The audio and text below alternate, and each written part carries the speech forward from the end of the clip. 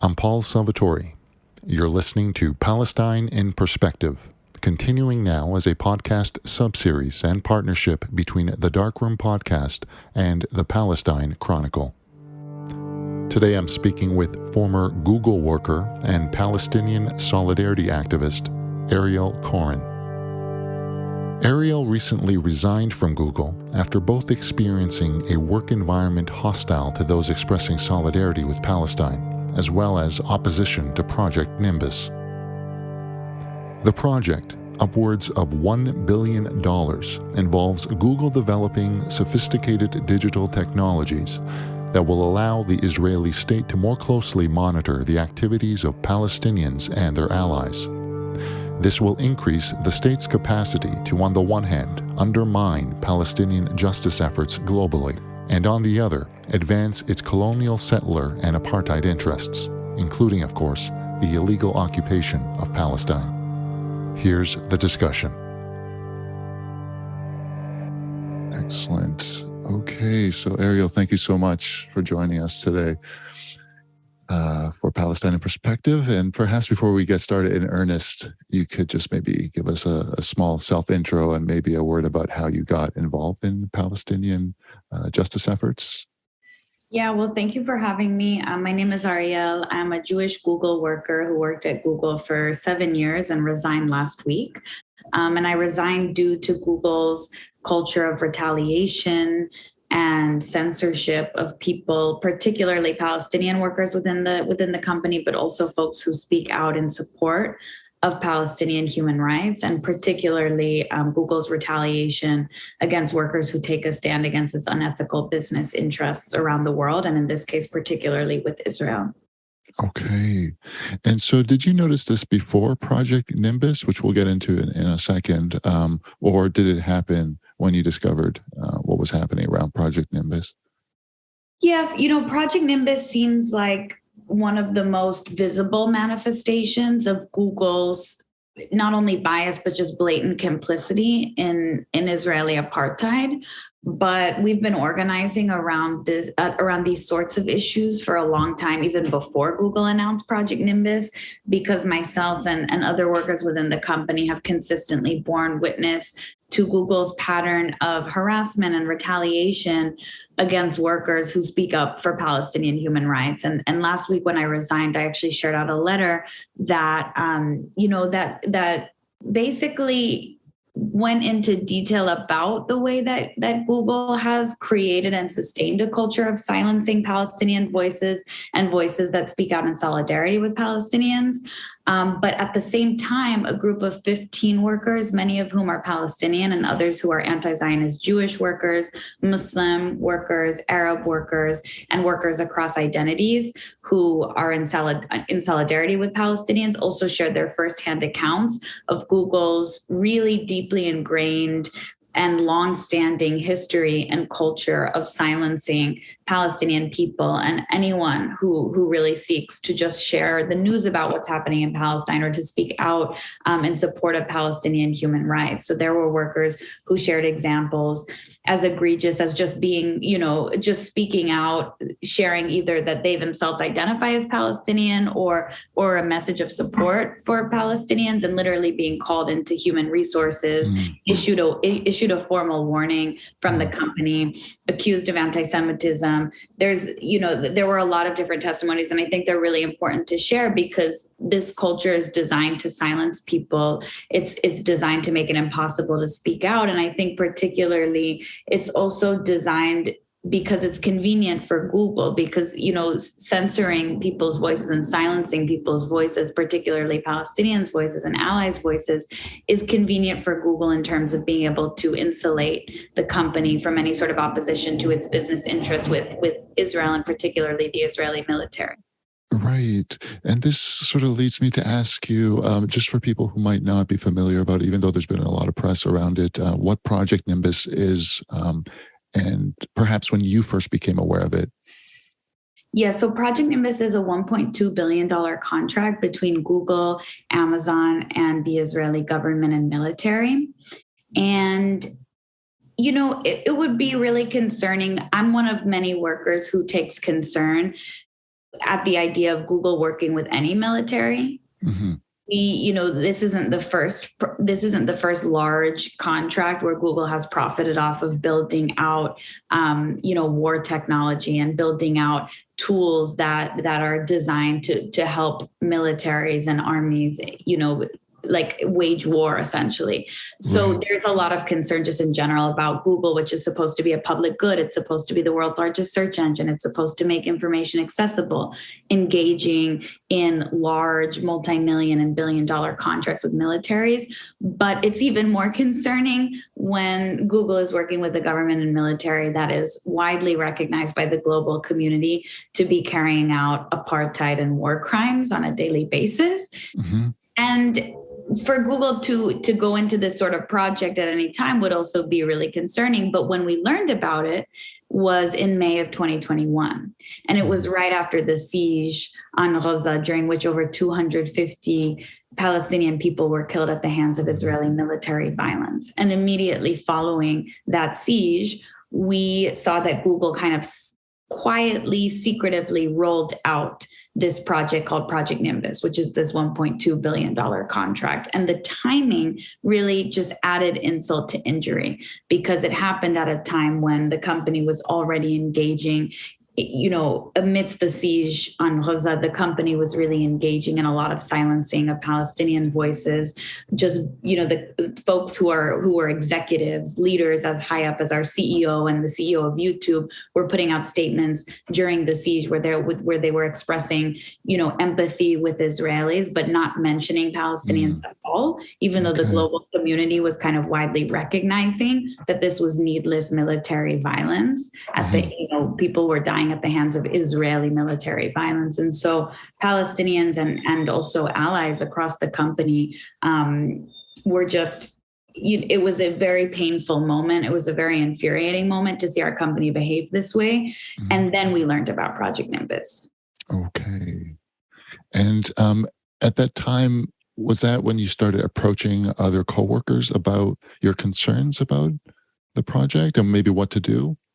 Well, we were already in community at the time because unfortunately, this culture of censorship and this explicitly anti-Palestinian bias within the company is something that we had been bearing witness to for years leading up to that moment. So we were already organized. There was a group of Palestinian workers within Google who had a space dedicated to being able to discuss Palestinian issues and news and things that are happening in Palestine and the ways that Google workers can get involved and support. So that group already existed. And there was also a group that myself and some other anti-Zionist Jews had started called the Jewish Diaspora and Tech. And we were a group of anti-Zionist Jews that had formed the year prior in the summer of 2020. And we had formed that group because of the fact that within the kind of mainstream Jewish ERG within Google, we were, being sidelined. Many of us were getting kicked out of the group. We were being silenced and we were kind of witnessing that the company was weaponizing false narratives of Jewish identity and false narratives of anti-Semitism in order to silence and censor people. So, we already had a community of folks who were responding to these sorts of issues. And when we learned about Project Nimbus, it seemed pretty immediate and obvious that we needed to, really continue to build out our infrastructure and our power as workers and take action because it was just such a clear and blatant crisis of conscience. Absolutely. And you sort of touched on the weaponizing, Google's weaponizing of diversity, equity, and inclusion. I'm wondering if you could elaborate a little bit on that, perhaps speak to how it does so with respect to justice for Palestine. Yes. So, the weaponizing of diversity, equity, and inclusion is something that happens across a lot of issues. But in this particular case, we've witnessed the way that the company has weaponized false narratives of Jewish identity, false accusations of anti-Semitism in order to sustain a culture of censorship. So essentially, that has played out across a lot of different spaces from within the company. But one of those spaces is the Jewish ERG. ERG stands for Employee Resource Group. Right. So the Employee Resource Groups are basically a series of different groups within the company that are designed to represent members of diverse minority communities' interests. So, there's, for example, the BGN, which is the Black Googlers Network. There's a Muslim Googlers group. There's an Arab Googlers group. There's a group for queer and trans employees. So, those are just a few of many such examples where, different communities are designed to have a space. And these groups actually receive formalized funding from the company. And essentially, the leadership of these groups get to function as a formal representative of those groups' interests, in the sense that they have a direct line of communication with executive leadership, and executive leadership, when making decisions in regards to the interests of those different minority or marginalized communities, will actually seek out the leaders of these groups, and they get to serve as an authority on these communities. Right. So in the case of the Jewish ERG, which receives formal funding from Google and is platformed as the authority on Jewish identity, essentially what is happening is that the Jewish ERG is supposed to represent Jews from across the company. But instead what's happening is there's a very small number of, small in number, but very vocal and very loud minority of very deeply, right-wing folks who have full leadership of this group, which is called Juglers, which stands for Jewish Googlers. So the Juglers group is led by a small but vocal number of very right-wing and, also very Zionist leaders. And they are essentially using their position to drive forward right-wing ideologies, and particularly Zionist interests, under the guise of, quote unquote, promoting diversity. Right. And this is extremely convenient for Google. Google is able to kind of use the Juglers group as a pawn, because they're then able to claim that silencing any sort of support for Palestine under the guise of we're protecting against anti-Semitism, this is a diversity effort, that then, allows Google to insulate itself from any sort of opposition from within its workforce to unethical contracts such as Project Nimbus, where Google is literally profiting off of fueling the Israeli military's violence with a $1.2 billion contract. Right. And when you approached Google about the diversity that does exist within the Jewish community, that there are anti-Zionist Jews, were they at all receptive to that? We have escalated in so many different capacities our concerns. When the first time that we really became kind of activated and realized that we needed to do something was the summer of 2020. There was an email that was sent to the Jewish ERG. So essentially every Jewish employee received this email where the company was apologizing for a donation that it had made formally as a company to the Movement for Black Lives, because apparently the leadership of Juglers had complained that the donation was inherently anti-Semitic due to the fact that the Movement for Black Lives was a coalition that included groups who were explicitly aligned with the language of Palestinian collectives and organizations. And we were just completely mortified that Google would be issuing an apology for doing something that's actually the right thing to do, making a significant donation to the coalition that was leading the fight against anti-Black racism across the United States. So we were just completely appalled. And a group of Jews, who identify as progressive Jews and anti-Zionist Jews, many of us, we crafted a letter, we sent it to executives, and we insisted that they retract their apology and that they stand by the donations. And instead of listening to us, we also explicitly in that letter said that they should not be platforming a group of right-wing Zionists to represent all Jewish interests, that this is statistically, it doesn't make sense. This does not represent Jews. So many of us Jews identify as anti-Zionist. So the majority of us, especially in a diaspora context, especially in the United States, are progressive. So we said that this is just a complete weaponization of diversity, that you would be apologizing for this donation.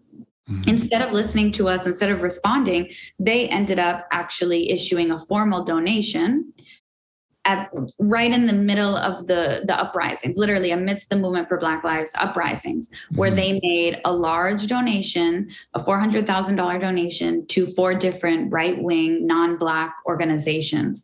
All 4 of those organizations had as some of their central work, the mission of supporting Israel, of channeling support, funding, et cetera, to the Israeli military. So, it was very clear that these donations were orchestrated in order to channel support to the Israeli government and military, and not really to protect against anti-Semitism. But Google was claiming that this was a diversity effort meant to stand in solidarity against anti-Semitism.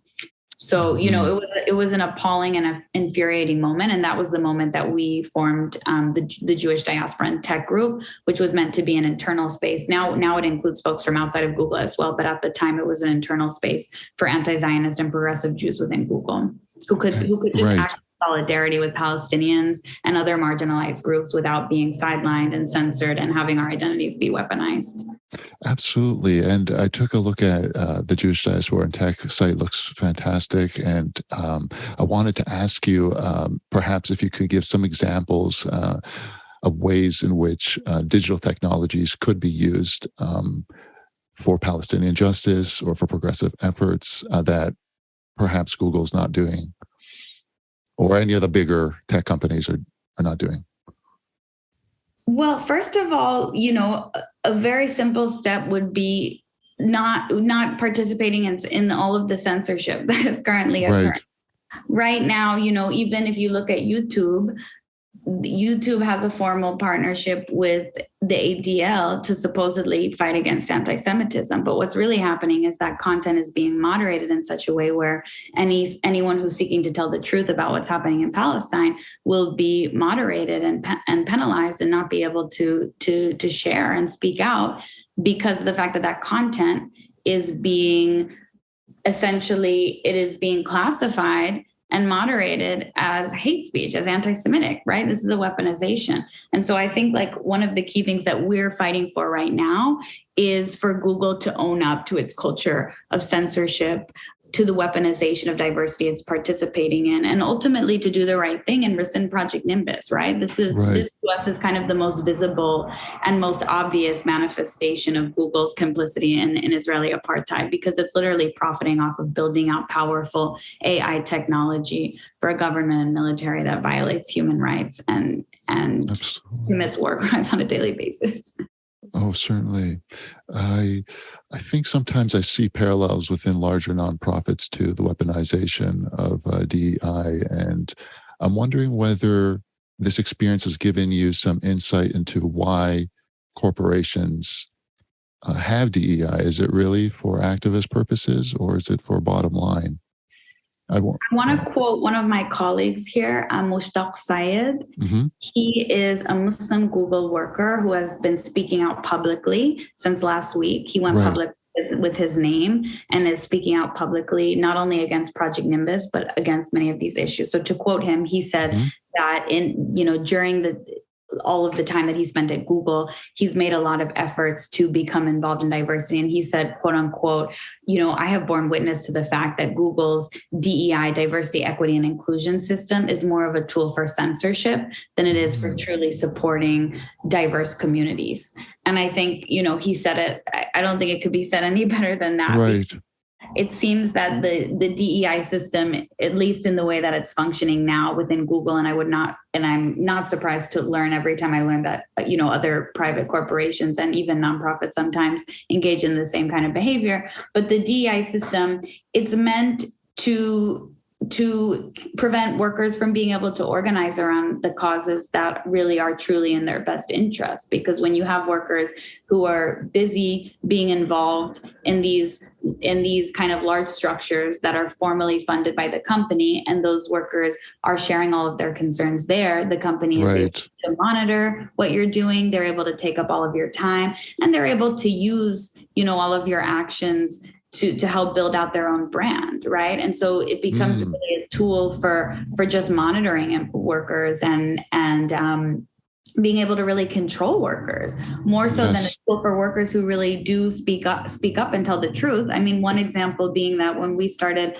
the Jewish Diaspora and Tech Group, the company refused to acknowledge our existence because of the fact that we were not only speaking out about so-called diversity issues, but we wanted to actually challenge the company and say, if you really care about diversity, why are you doing lucrative business where you're profiting off of harming marginalized communities? That's not what the diversity system is for. It's for building a brand, right? And it's for controlling and censoring workers. And I think I would highly recommend folks go to bit.ly/Google-voices, where you can read the testimonies from 15 workers who are speaking out, because many of the testimonies touch on this experience of trying to become involved in diversity initiatives and just coming up against this culture of censorship and being issued formal HR warnings and, being penalized and ultimately retaliated against for truly speaking out.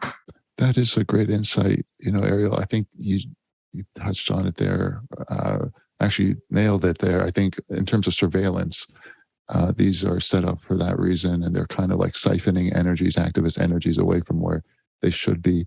It all gets kind of confusing, right? Because typically the language of social justice is agreeable. There's nothing objectionable about it. But when you see how it works in practice, these sorts of things, like your own experience. And one other thing is that, Google claims to have this culture of bringing your full self to work. I remember when I was onboarded onto the company, like the diversity infrastructure was never treated as kind of something that is an accessory or like a side piece. It was very much central to my onboarding. Like Google has created this whole brand, not only that it puts out to the public, but that it pitches to its workforce. Like, like diversity, equity, inclusion, you can do all of this cool stuff. You can be quote unquote googly. They use the word googly as an adjective. You can bring your full self to work. But the minute that you bringing your full self to work involves holding the company to its own publicly stated values, holding the company accountable, that's when you experience retaliation and censorship, and you're either forced out of the company or, experience other forms of harm and abuse, unfortunately. No, absolutely. But I really appreciate your insight. I think because I've never really thought about it that way, that this could be a form of surveillance, very Foucaultian, just taking this information that we're collecting from these groups that we're starting within the organization, and that we're appointing certain staff to oversee, and we'll use that in turn to reproduce the company internally, the brand and whatnot, instead of having efforts such as yours that are in line with, genuine solidarity efforts and Palestinian justice. So I do really appreciate that. I was wondering if you could maybe mention, I know that towards the end, was it, of your time at Google, you received a malicious letter, and how Google responded to that versus how they should have responded to that. If you could talk a little bit about that. Oh, yes. Well, part of the reason that myself and the letter was sent to me, it was addressed to the Google offices and sent to my desk. It was addressed to me and also to a colleague of mine, Gabriel Schubiner, who's an anti-Zionist Jewish colleague who's been speaking out as well about Project Nimbus, and who's also a part of Jewish Diaspora and Tech with me. Basically, part of the reason we decided to share that letter is because we think it speaks to the hypocrisy. Google is claiming to want to fight against anti-Semitism, and we've had so many colleagues who have been called into HR and supposedly been accused of supposed anti-Semitism because of the fact that they've spoken out for Palestinian rights. And yet we received a letter with deeply hateful and anti-Semitic language. Anyone who wants to read that letter, it comes with a content warning, but it's linked in the resignation letter that I put out. It's just explicitly, unambiguously anti-Semitic language. And when we reported it into HR, HR came back to us a few days later and said that they're not able to investigate.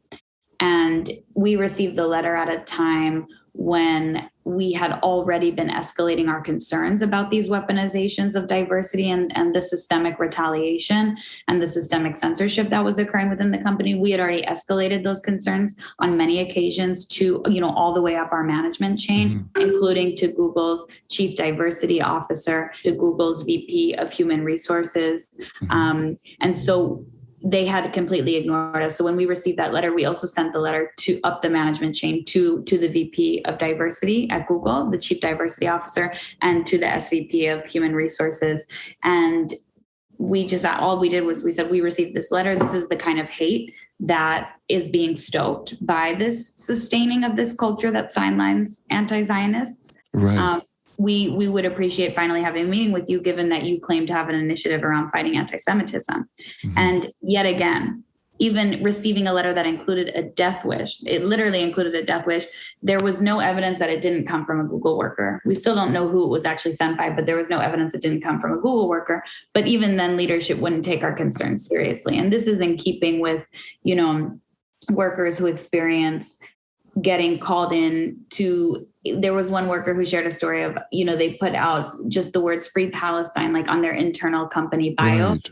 And they were called into HR and told that they had been accused of anti-Semitism. And when they continued, the same worker continued to fight and to put out news about Palestine, didn't do anything that was breaking company policy. It was simply just sharing on internal fora where we're supposed to be, encouraged to share. They were just sharing things that were happening. It's pretty common to share news internally, but they were getting called in consistently into HR. Ultimately, they were given a performance deduction. They were given the lowest performance rating, needs improvement, which often leads people to get fired or managed out of the company. And they were also had their bonus taken away just because they were speaking out. And supposedly it was because of anti-Semitism. Yet when we received this real letter with a death wish and genuine anti-Semitic hatred, Google says that they don't have sufficient technology to investigate the letter. Yes. As I hear you speak, Ariel, I guess maybe I'm naive, but or I find some of this disenchanting because, for a while, I would say over the last 5 or 10 years, you felt like there was this, spirit in the culture. We're moving towards a more progressive society. A lot of big business companies and so forth were getting on board social justice and things like that, or at least it appeared to be on the surface. But then you hear about things like this and it makes you question, whether, there is just a facade sometimes, that this is just about bottom line. We want to provide the appearance or present the appearance of social justice, but if it threatens our colonial or imperial, what have you, interests, we won't do the right thing. So do you find that it's been disenchanting at all for you, or is it not a surprise that this has happened? Well, unfortunately, this is a continuation. All the stuff that has happened at Google is a continuation of a longer pattern, of a lot of things, a pattern of this sort of censorship, this weaponization of false narratives of Jewish identity and anti-Semitism. And the Google's pattern of retaliation. At this point, Google has retaliated against a lot of different workers who have raised ethical concerns. So it's been something, I've witnessed this within the company for a long time, and it's been just consistently really, really disappointing. And it's been one thing that's been really disappointing is I, like a lot of other people who join Google, we join with a particular promise. In my case, I joined because I was initially going to be working at Google Translate, and I was supposed to be working on, the idea of language democracy and using the internet and technology as a tool to democratize language access, to democratize information across all sorts of different people and communities and make information accessible to linguistically marginalized people. And yet, within just a few years of my having worked at Google announced Project Maven, which was its very significant, very lucrative deal with the Department of Defense, through which, and this was in the US, this was a deal through which Google was going to be building out drone precision technology with the Pentagon. And ultimately, Google did cancel Project Maven because of the fact that so many workers threatened ultimately work stoppages, and there were petitions and there was public outcry and there was worker outcry. But now, fast forward a few years later, And Project Nimbus is occurring. And we see a $1 billion contract where Google is working with the Israeli military. It just seems that Google is sending a clear message to workers that it is going to continue to aggressively pursue military contracts. And any worker who seeks to hold Google accountable to its own AI ethics principles and its own publicly stated values will be punished. And I guess I would say like the sense of hope I feel is that the Alphabet Workers Union, it's just an incredible source of solidarity. I'm a member of the Alphabet Workers Union, and it's growing in number and in power, and it's doing such incredibly important work. It's such an honor for me to be able to be a part of the Alphabet Workers Union, and I think it's doing a really good job at holding Google accountable. And the other thing is that these acts of retaliation, even though it's pretty clear that Google's goal with this sort of retaliation is to send a message to workers, of fear, like you should be afraid to speak out because this could happen to you, we could retaliate against you too. But the opposite is happening, because for a while it was just me and Gabriel Schubener who had spoken out publicly about Project Nimbus. But as of last week, over 15 different workers have now put out testimonies where they're sharing their experiences within the company and refusing to be silenced. Even amidst the culture of retaliation, they're putting out their stories. And there's now 6 workers who are speaking out publicly with their name and with their face, non-anonymously, speaking out and saying, I oppose Project Nimbus and I call on Google to rescind these contracts. So again, the opposite effect has occurred. Absolutely. And I think, it is to your credit to the people who begin the protests internally, even to get this domino effect going, because I think there are a lot of people in Google who may still, or I would wager to say, are going to come out and also show solidarity with Palestine, but they needed a catalyst such as yourself. I hope so. I would just want to quote one of the Palestinian workers who's a colleague of mine who put out a testimony last week. They put out their testimony and they said, quote unquote, it was a message actually that they put out particularly to their fellow Google workers.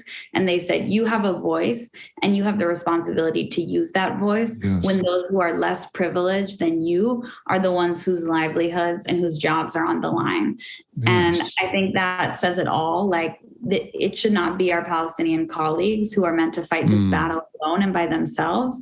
And I really hope that more, to your point, like more and more Google workers will keep speaking out. I do believe that they will. And especially those Google workers who identify themselves as having the privilege to do so safely.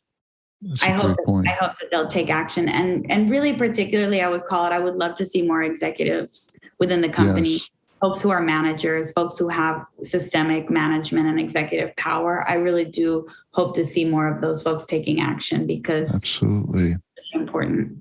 Certainly. No, that's a wonderful point. That would definitely be a progressive way, a necessary way as well, to use one's privilege.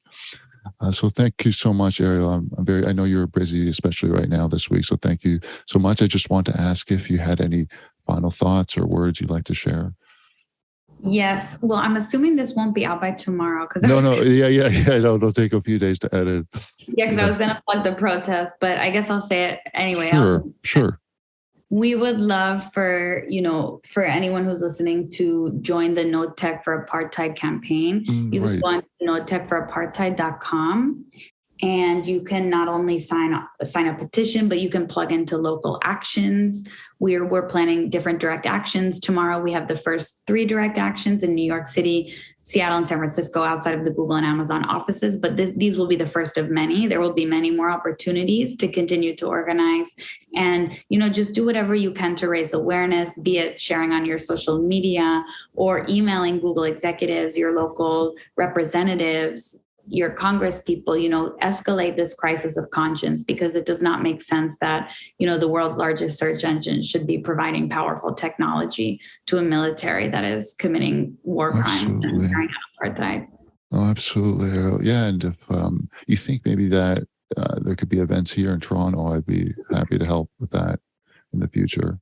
That would be great. Yeah, no, we can definitely coordinate something. So, no, thank you so much, Ariel, and for your courage and for standing for Palestinian justice. And of course, for your great insights and time. Thank you. I really appreciate you reaching out. Yes, no, my pleasure, Ariel. Thank you so much, and all the very best. You too. Thank you so much. Okay. Bye-bye. Hope you enjoyed the discussion. Not only did I find Ariel a gracious guest, but also exemplary. Recalling her own words, I believe she's a person of conscience, who not only is rightfully bothered by the ethnic cleansing of Palestine, but has acted accordingly. And by no means has that been a small step. Ariel did so in defiance of one of the largest corporations in the world, Google. That's what a true activist does. They put morality or justice over comfort. Surely, the stakes are very high when you're doing so against powerful entities like Google. But I think that's what makes Ariel, like other brave activists, unique.